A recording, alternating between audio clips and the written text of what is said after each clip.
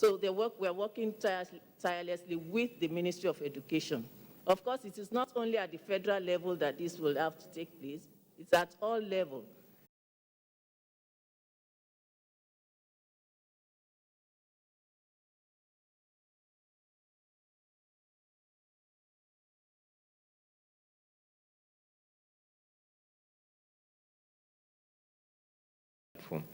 One is they have to be accredited with the Medical Laboratory Science Council of Nigeria. Two, they must have obtained NCDC validation and optimization, so they must have undergone an NCDC assessment process and passed. And then the third criteria is they must be accredited with the state government.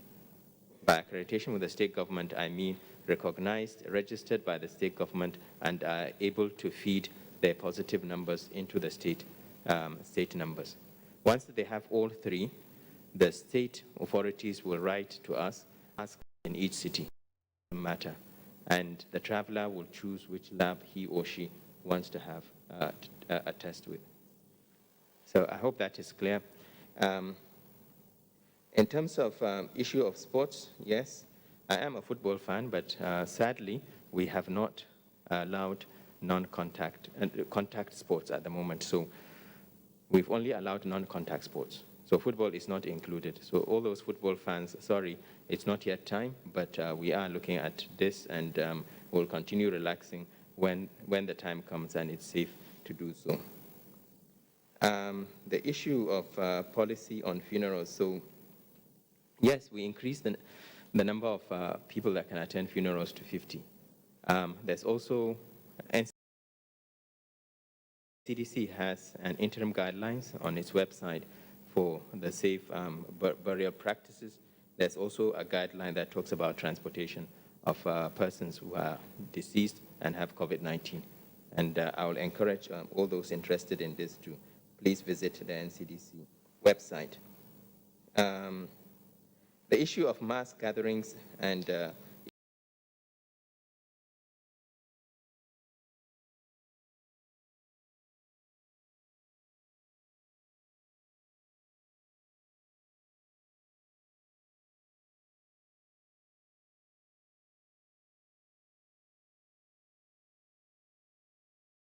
event centers.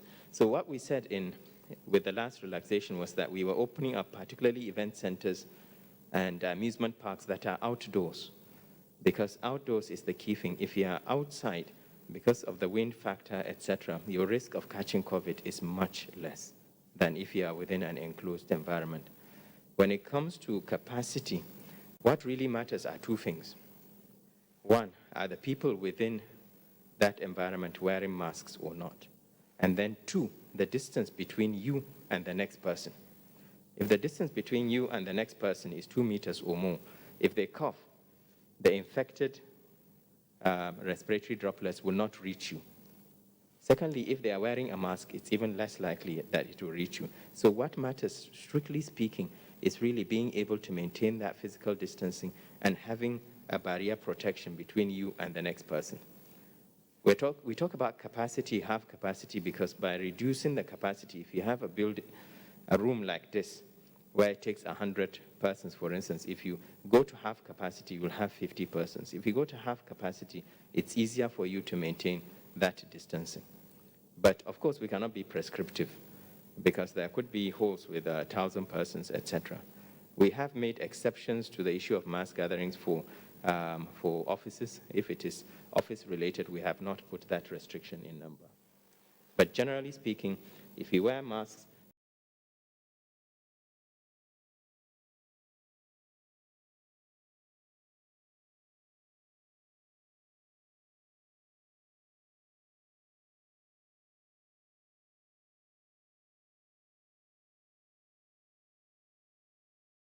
you maintain physical distancing, it doesn't matter how many of you are in a room, you're probably still safe.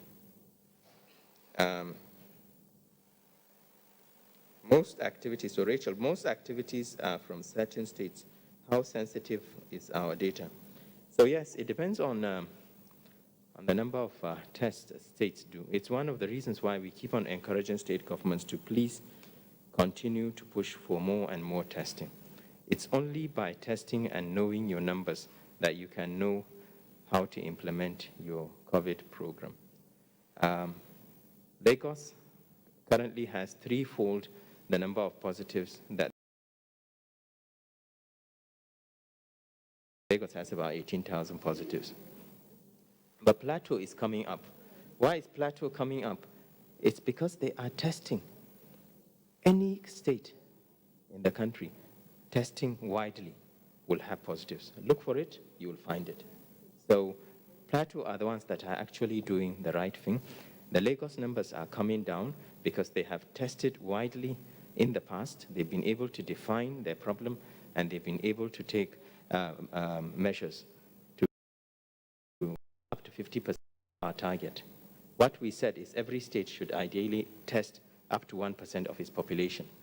Only FCT and Lagos have reached that sort of 50% mark. All the others are much, much lower.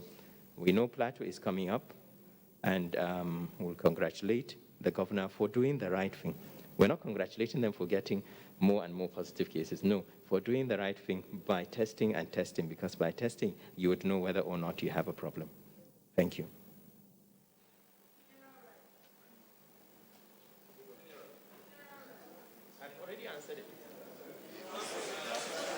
I've already answered it. So go to the NCDC website, interim guidelines, NCDC. You can do a Google search. You'll find all the information you need. Thank you. What?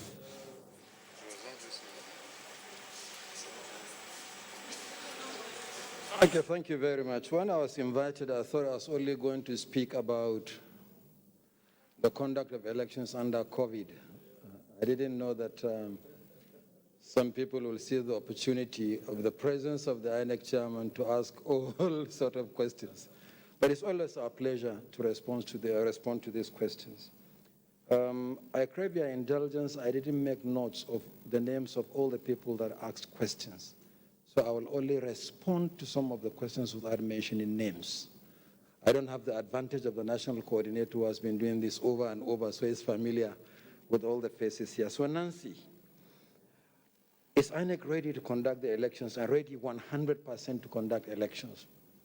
And she specifically referred to instances in the past when issues arose on election day, after INEC had reassured the nation that we're ready for elections.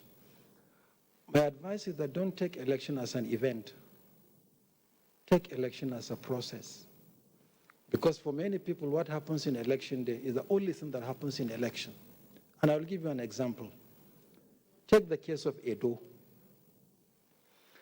In Edo, we released the timetable and schedule of activities for the election way back on the 6th of February this year, 7 months to the election. In that timetable and schedule of activities, we identified 14 critical activities to implement, from the publication of notice of the election to the election day. So far, the Commission has successfully implemented 12 out of the 14 activities on schedule. Not one activity was altered, even by 1 day. The only 2 outstanding activities are the last day of campaign, which is Thursday next week at midnight as provided by law, 24 hours to the election, then the election day proper. So when you look at this, look at it globally rather than just what happens on election day. Then you asked if I can assure Nigerians that there will be no violence in Edo and Ondo. I can only assure you the efforts that we are making to ensure that there is no violence. A couple of weeks ago, we were in Benin City. What did we go there to do? First, to speak to the officials of INEC. And I invited all the electoral officers from all the 18 local government areas to a meeting. Thereafter, I had an engagement with representatives of all the security agencies in Benin, from the police to the SS to security and civil defense, even the prison service and the fire service. We had an engagement with the state response, the COVID-19 response in Benin that I referred to in my opening statement. And then we visited His Majesty, His Royal Majesty, the Oba of Benin. At that meeting, His Majesty promised to us that he was going to invite some of the candidates in the election and speak to them on the importance of peaceful conduct. And I'm happy to say that he did. But in addition, I carried a message to His Royal Majesty from the National Peace Committee led by our respected former head of state, General Abdulsalami Abubakar.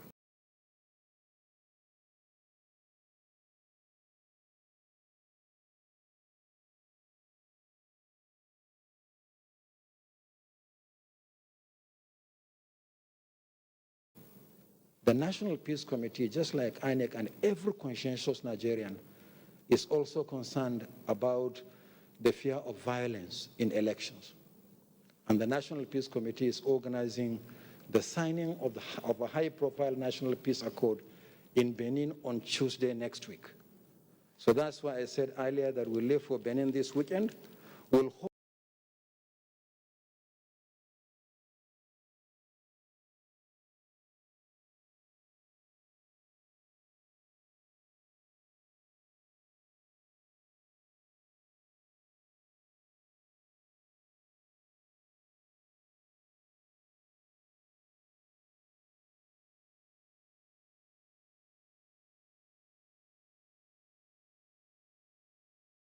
hold a stakeholders meeting with all the candidates and parties. Civil society will be present, media, everybody on Monday. Then on Tuesday, we'll now witness the signing of the peace accord. Our hope is that this effort that we are making will lead to the kind of outcome that we are talking about. Continue to make effort. And I also would also like to appeal to the media and every Nigerian. There is no onlooker in this business of ensuring peaceful elections. We all have roles in our individual ways to play. Amaka Arise, you said, what will lead to the cancellation of elections in specific locations? Sorry, before Amaka, there's another question. Can I assure Nigerians that no violence? Have answered this. On the ZPAD, you specifically requested to know what the whole purpose or function of the ZPAD is. The ZPAD is an innovation introduced by the present commission to optimize the use of the smart card reader, particularly in order to achieve full biometric accreditation. The card reader at the moment uses the fingerprint. The ZPAD, we hope, is going to use the facial. That's one dimension of the use of the ZPAD. The second is what we piloted in the Nasarawa Central State Constituency by-election. By taking a picture of the EC8A, which is the result from the polling unit, and uploading it on a portal for public view, so that Nigerians can see the results of elections from polling units real time as elections are going on. We couldn't use the smart card reader to do so because the smart card reader has no camera. So these are the two functions. In Nasarawa, after test running the uploading of results, we are satisfied, and I invite all Nigerians to register to view the results on the portal. It's there. It's going to be there forever. And we are committed to deploying the same technology in all subsequent elections, including Edo next week. We'll do so. But the second dimension of the deployment of the ZPAD is what we are still working on. It's work in progress. We deployed it in 44 polling units and 36 voting points in Nasarawa Central, half of a local government. We need to do a lot more before we deploy this new technology in a major election such as governorship in Edo, in 18 local governments, not half of a local government, and in 2,600 plus polling units. So the staff of the commission are still working, as a commission we are still working on improvement. Our system is robust. And until we have also consulted with stakeholders on the deployment of this new technology, we wouldn't like to gamble with it in a major election. Amaka asked, what will lead to the cancellation of elections in specific locations? Simple answer, violations of specific provisions of the Electoral Act. Election is a process governed by law, And I would like to specifically refer you to sections 26 and 53 of the Electoral Act. In the event of violence or emergency, the Commission can suspend an election, provided the reason is cogent and verifiable. But we have to fix another day to conduct the election. The second provided for by Section 53 of the Electoral Act is where there is overvoting. And where the total number of registered voters in the place where the election is disrupted or where overvoting takes place can make a difference to the outcome of the election. And that leads us to the margin of lead and margin of cancellation principle.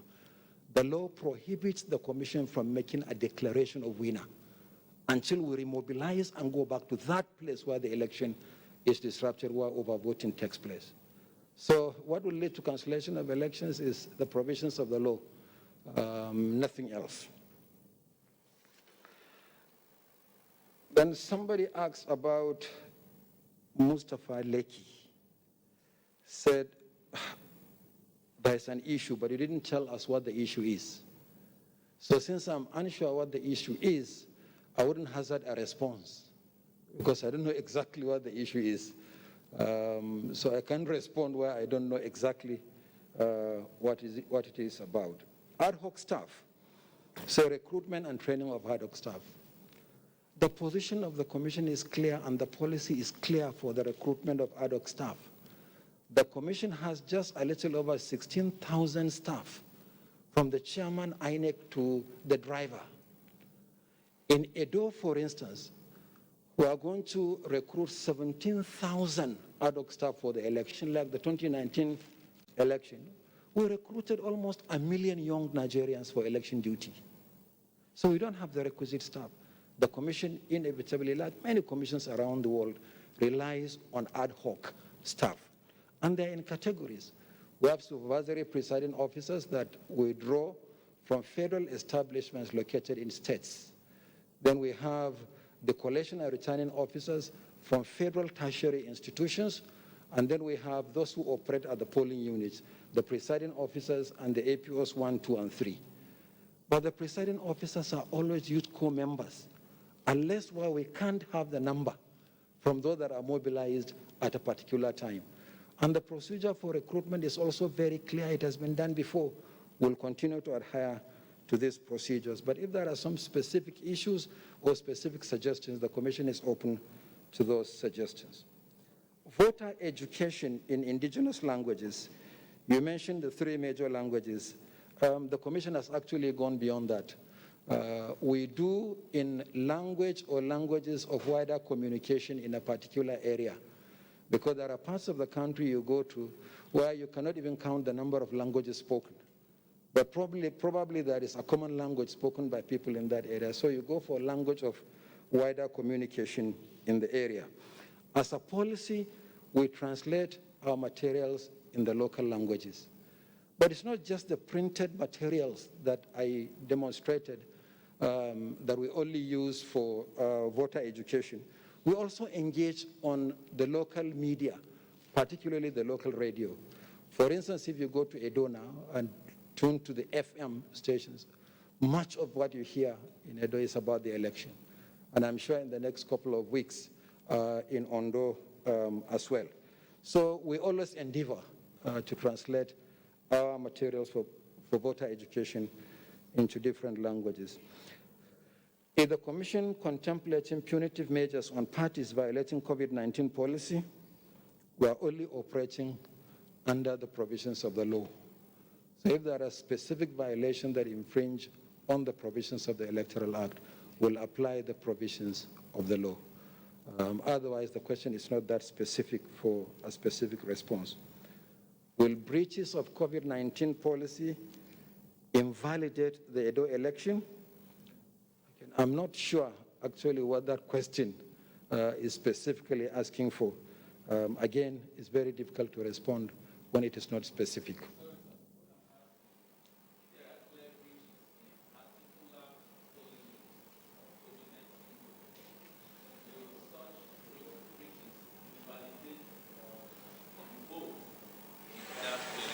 Like what if there is a commotion or if people come without face masks, for instance. If people come without face masks, I said so in my opening statement that they wouldn't be allowed to vote.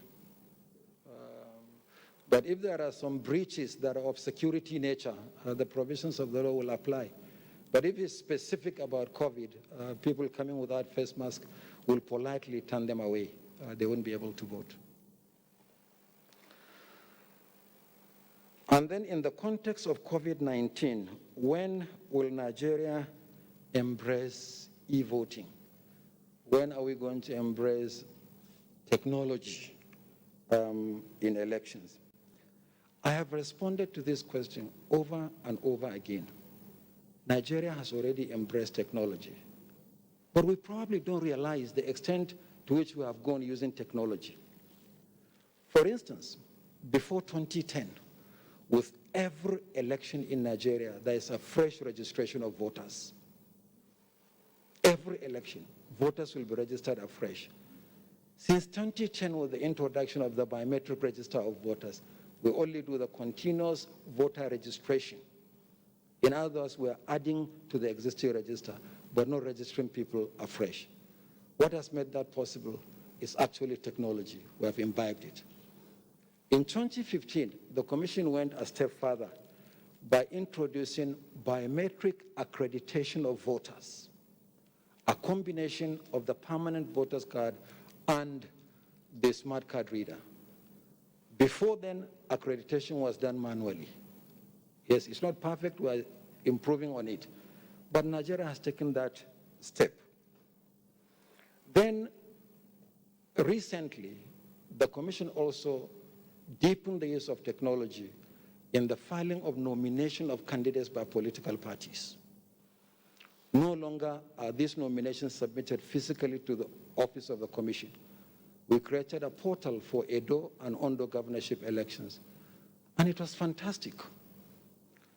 The Commission is always turned into a marketplace on the last day for submission of nominations. When we say that the deadline is 6 p.m. on a particular day, you see so many people come in a few minutes to 6 or even after, and the whole place turns into a chaotic situation. In the case of Edo governorship election, the last day was on a particular day, I think in August or July, and then we said that they should submit online. We trained the political parties. We gave the chairman of political parties the code, and they uploaded with technology to deepen the electoral process.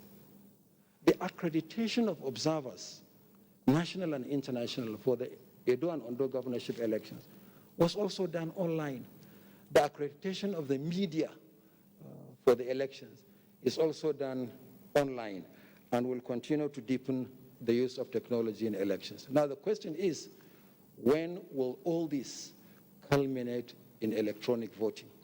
We have said this again and again, that this commission is committed to introducing at least electronic balloting, using machines to ballot.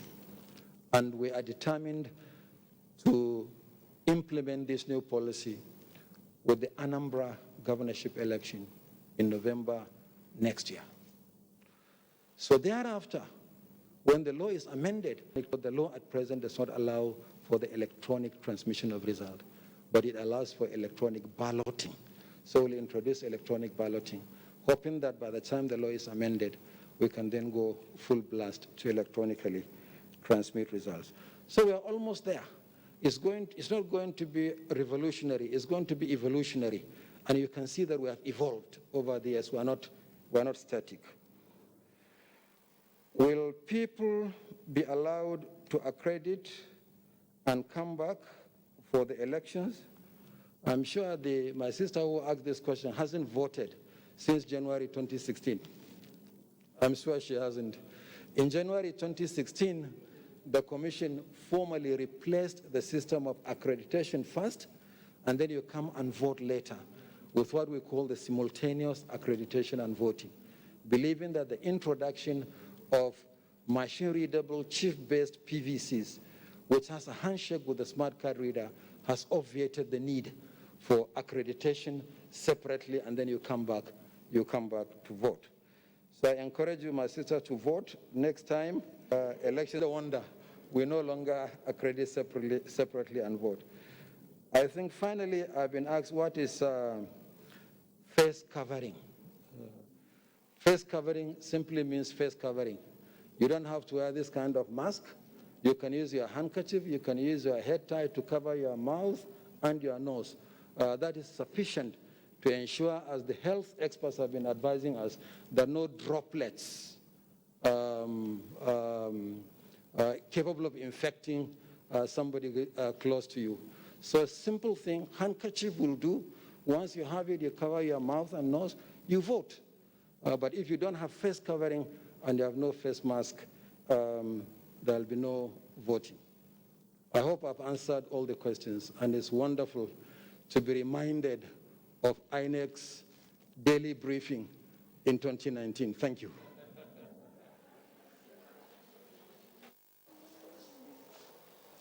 Thank you very much, Chairman INEC.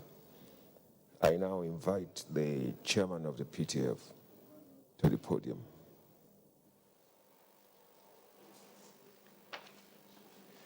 I just have a question to answer. I think it was Rachel that asked a question with regards to the processes and the protocols that were put at the airport. That we are stricter at the airport and enforcement is being pursued religiously. What about the porous land borders that we have? Well, even before COVID-19, our borders were shut. Enforcement has always been a major challenge, and it will continue to be because of the porous nature of our borders and because of the interdependence of the border communities. For some of us that live in communities that are around the border communities, you realize that some of our people live in Nigeria, but they have their farmlands in Cameroon. So that has constituted a major challenge even for the law enforcement agencies to be able to police our borders. And the length of our borders, we have thousands and thousands of kilometers of borders with unidentifiable routes. So enforcement in those particular areas can be a major challenge. And I know the immigration, the armed forces, the customs have been trying to see how best they can manage the borders even before COVID-19. When we decided to shut our borders to check the excessive smuggling of products, particularly rice, and also the movement across borders to deal with small arms particularly. It was a major challenge. That was one of the reasons why the president decided to shut down the borders so that we can secure our territories and also try as much as possible to protect our farmers.